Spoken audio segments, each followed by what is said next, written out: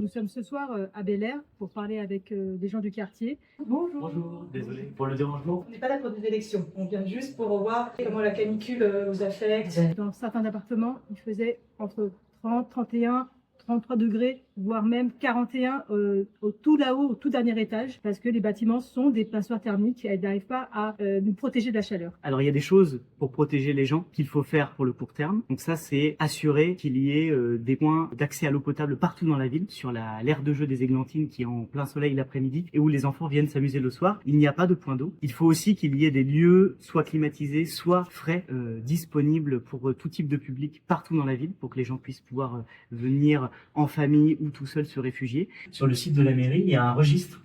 Et en gros, si vous vous inscrivez dessus, vous êtes appelé au moins une fois par jour par les services de la mairie qui prennent des nouvelles sur si ça va, si ça va pas.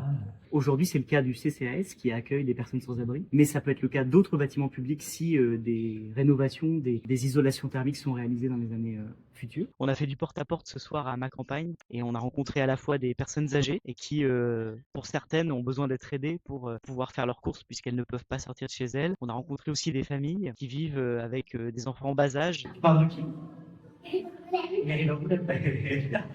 Les familles font le constat que les écoles ne sont pas capables de recevoir et d'accueillir les élèves. On sait que dans l'école de Jean Moulin, il a fait plus de 39 degrés. Beaucoup de familles qui n'ont pas de voiture nous ont fait aussi remonter qu'il était difficile d'occuper les enfants et de les amener à des endroits où il est possible de se rafraîchir. Et les enfants, ils se plaignent, ça va? De toute façon, il n'y a pas le choix. Quand on se plaint, on ne peut pas sortir dehors, c'est ça. Vous ne sortez pas en fait.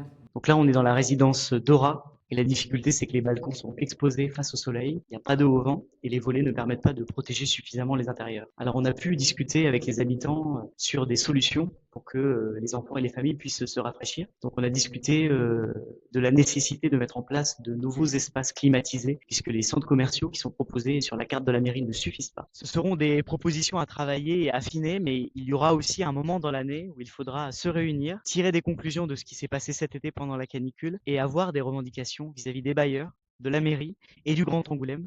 Nous proposons par exemple de réouvrir la piscine de ma campagne ou de mettre des espaces accessibles au bord de Charente avec un surveillant, avec un maître nageur pour que les gens puissent se baigner en toute sécurité ou de rendre la piscine de Saint-Yrieix gratuite pendant les périodes de canicule. Comme peut-être vous l'avez vu, nous avons fait une intervention au dernier conseil municipal pour demander qu'un réel plan de transition énergétique et écologique soit amorcé au niveau de la ville. En tout état de cause, pour ce qui est du court terme comme du long terme, il y a une nécessité ici à Angoulême, c'est de planifier, c'est-à-dire de faire des plans pluriannuels d'investissement pour que la ville soit transformée, adaptée au réchauffement climatique et aux canicules qui vont se multiplier à travers les années.